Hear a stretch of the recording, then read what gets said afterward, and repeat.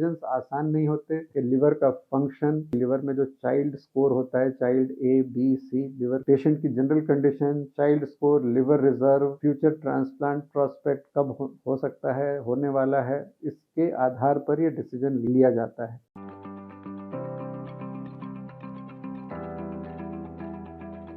नमस्कार दोस्तों, मैं doctor Piyush Ranjan, sir Gangaram hospital नई दिल्ली में गैस्ट्रोएंटरोलॉजिस्ट हूँ। इस वीडियो में आपसे मैं एक बड़ी स्पेसिफिक कंडीशन गैस्ट्रिक वेरिसेस के बारे में बात करूँगा। देखिए, वेरिसेस यानी कि खून की नसों का गुच्छा फूड पाइप, स्टमक या अनकॉमनली इंटेस्टाइन में भी बन जाए तो इसको वेरिक्स कहते हैं। स्टमक के अंदर अगर ये बन जाए तो इसको गैस्ट्रिक वेरिसेस कहते हैं।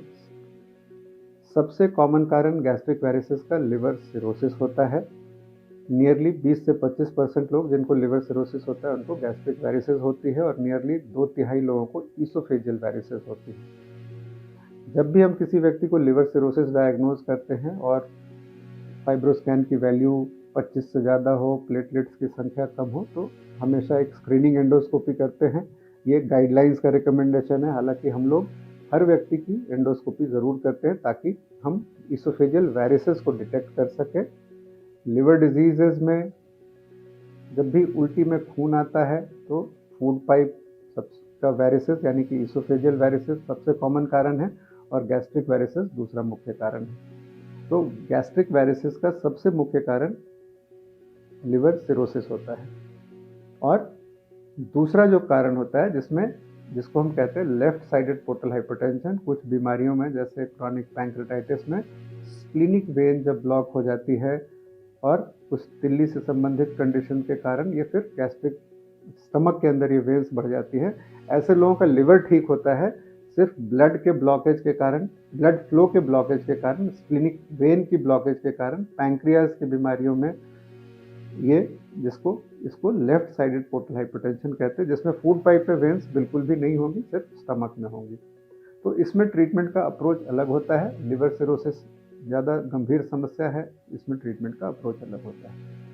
देखिए, गैस्ट्रिक वेरिसेस इंपॉर्टेंट क्यों होते हैं? क्योंकि गैस्ट्रिक वेरिसेस से ब्लीडिंग जनरली काफ़ी ज़्यादा मैसिव हो सकती है और इससे ब्लड प्रेशर कम हो जाना, और जब भी वेरिसेस ब्लीड होती है नियरली 10% लोग सर्वाइव नहीं करते, यानी कि जिंदा नहीं बचते एक वेरिसियल एपिसोड में लिवर सिरोसिस के अंदर।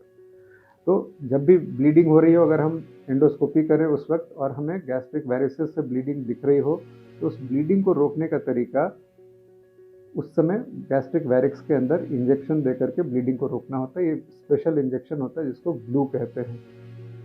आजकल जो जैसे जैसे एडवांसमेंट आई है, ग्लू के अलावा हम एंडोस्कोपिक अल्ट्रासाउंड के जरिए ग्लू और कॉइल इंजेक्ट करते हैं गैस्ट्रिक वेरिक्स के अंदर। तो जब भी ब्लीडिंग हो रही हो तब तो पहला काम उस ब्लीडिंग को रोकना है। लिवर सिरोसिस में क्योंकि ये प्रॉब्लम जाएगी नहीं, लिवर खराब रहेगा, वेन्स हैं, तो इसको और क्या तरीके होते हैं। एक बार जब हम ब्लीडिंग को कंट्रोल कर लें, एक्टिव ब्लीडिंग को, फिर हम तरीका ढूंढते हैं कि आगे इसको कैसे रोकेंगे। तो ये पहली कंडीशन हो गई जिसमें कि हम ग्लू और कॉइल इंजेक्ट करते हैं endoscopic ultrasound guided active bleeding को रोकने के लिए। इसके अलावा जो कंडीशन होती है कि जब एक बार ब्लीडिंग हो गई तो आगे की ब्लीडिंग को कैसे रोका जाए। कुछ दवाइयाँ होती हैं जो नसों का दबाव कम करती है, जिनको बीटा ब्लॉकर्स कहते हैं। बट गैस्ट्रिक वेरिसेस के साथ ईसोफेजियल वेरिसेस में ये अप्रोच काफ़ी कारगर होता है। गैस्ट्रिक वेरिसेस में प्रॉब्लम है कि हम बार बार ये बीटा ब्लॉकर्स जो हैं बहुत कारगर नहीं होती, क्योंकि नसों के अंदर दबाव ज़्यादा नहीं होता है, क्योंकि खून की दूसरी नसें कोलैटरल्स उसको डीकम्प्रेस कर रही होती हैं। तो ऐसे में अब आज के समय में जो रिकमेंडेशन होता है कि एक बार ब्लीडिंग हो गई, एक्टिव ब्लीडिंग कंट्रोल हो गई, तो दोबारा ना हो, इसको सेकेंडरी प्रोफिलैक्सिस कहते हैं। इसके लिए अगर हमने ग्लू और कॉइल इंजेक्ट कर भी दिया तो हम आगे देखते हैं कि कोलैटरल्स जो मैंने अभी बताया वो हैं या नहीं है। इसको शंट कहते हैं। अगर शंट हैं तो फिर BRTO, एक तरह का रेडियोलॉजिकल प्रोसीजर है, BRTO, इसके ज़रिए हम उसको ब्लीडिंग को रोक सकते हैं। दूसरा तरीका टिप्स होता है। टिप्स के ज़रिए, टिप्स के बारे में भी मेरा एक अन्य वीडियो है, हम टिप्स के ज़रिए नसों का दबाव कम कर सकते हैं, जिसके BRTO और टिप्स। अगर शंट है तो BRTO, शंट अगर नहीं है तो टिप्स के ज़रिए हम ब्लीडिंग को रोक सकते हैं। तो ये एक्टिव ब्लीडिंग हो गई और सेकेंडरी प्रोफिलैक्सिस हो गया। अब आते हैं उन व्यक्तियों के बारे में जिसमें अगर ब्लीडिंग हो नहीं रही हो, हमने एंडोस्कोपी की और उसमें ये नसें नज़र आ गई, तो उसमें क्या करेंगे? तो इस चीज़ को हम कहते हैं प्राइमरी प्रोफिलैक्सिस। देखिए, प्राइमरी प्रोफिलैक्सिस में आज तक दवाइयाँ यानी कि मेडिसिन सबसे कॉमन चीज़ थी जिसको देते थे बीटा ब्लॉकर्स, और बीटा ब्लॉकर मैंने बताया कि कारगर नहीं होता है क्योंकि ऑलरेडी एक तरह का डिकम्प्रेशन कोलैटरल्स के कारण इसमें हो रहा होता है। तो अब जैसे जैसे ट्रीटमेंट में एडवांसेस आ रहे हैं, प्राइमरी प्रोफिलैक्सिस के बारे में भी काफ़ी सारा रिसर्च, काफ़ी सारा डेटा आ रहा है कि ब्लीडिंग हो ही ना, इसके लिए हम दवाइयों के अलावा पहले ही उसमें ग्लू और कॉइल के ज़रिए उसको ब्लॉक कर दें, ये एक तरीका है। और अगर ब्लीडिंग नहीं भी हुई हो तो भी हम उसमें अगर शंट के लायक वेन है तो हम BRTO या ये करें। देखिए, ये डिसीजंस आसान नहीं होते कि लिवर का फंक्शन यानी कि लिवर में जो चाइल्ड स्कोर होता है, child A, B, C, liver cirrhosis के संबंध में मेरा अन्य वीडियो है जिसमें इसके बारे में विस्तार से बताया गया है। पेशेंट की general condition, Child score, liver reserve, future transplant prospect कब हो सकता है, होने वाला है, इसके आधार पर ये डिसीजन लिया जाता है। जब भी हम ग्लू इंजेक्ट करते हैं, कई बार उस दौरान ब्लीडिंग ना कंट्रोल हो पाए, इस चीज़ का रिस्क होता है। ग्लू का एम्बोलाइजेशन यानी कि इन शंट्स के ज़रिए निकल के ये जो ग्लू मटेरियल होता है, ये लंग्स में जा सकता है, ब्रेन में जा सकता है, जो बिल्कुल फेटल हो सकता है।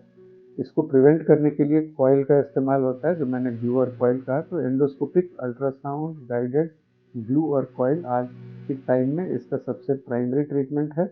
और अगर शंटेबल वेन, अगर कोई शंट है जिसको ब्लॉक किया जा सकता है, तो हम BRTO जिन पेशेंट्स का लिवर फंक्शन अच्छा हो उसमें डेफिनेटली कर सकते हैं। और अगर ये शंट को ब्लॉक करने के लायक नहीं कोई शंट दिख रहा हो तो हम टिप्स ऑफर कर सकते हैं। अगेन, लिवर फंक्शन अगर बहुत बुरा ना हो तो किसी भी लिवर सिरोसिस से संबंधित बीमारी में अगर ठीक नहीं हो रहा हो तो ट्रांसप्लांट हमेशा एक विकल्प होता है जो कि इसमें काम आता है। तो लिवर सिरोसिस में ये सारे treatment options, beta blockers, primary prophylaxis, active bleeding और सेकेंडरी प्रोफिलैक्सिस की सेटिंग में beta blockers, endoscopic ultrasound, guided glue और कॉइल, BRTO और टिप्स, ये ऑप्शंस हैं। नॉन सिरोटिक पोर्टल हाइपरटेंशन यानी कि लेफ्ट साइडेड पोर्टल हाइपरटेंशन में जो होता है उसमें सिंपल हम सर्जरी के जरिए इसको खत्म कर सकते हैं या फिर ग्लू और कॉइल भी इसमें इंजेक्ट कर सकते हैं। तो गैस्ट्रिक वैरिक्स लिवर सिरोसिस में एक स्पेसिफिक कंडीशन है जिसकी काफ़ी कैटास्ट्रोफिक कॉन्सिक्वेंसेस हो सकते हैं। इससे ब्लीडिंग बहुत फेटल हो सकती है, घातक हो सकती है। और अभी आज के टाइम में इस एरिया में काफ़ी आगे काम हो रहा है और इससे ब्लीडिंग को रोकने के लिए काफ़ी नए विकल्प हैं जिनका लॉन्ग टर्म रिजल्ट अच्छा होता है। इसके लिए आपको किसी स्पेशलाइज्ड सेंटर पे जहाँ पे regular endoscopy, endoscopic ultrasound, interventional radiologist और सर्जन सबका बैकअप हो, वहाँ पे दिखाना और मिलना चाहिए। इस वीडियो में दी गई जानकारी आपको अच्छी लगी हो तो अपने फैमिली मेम्बर्स और फ्रेंड्स से शेयर करें। धन्यवाद।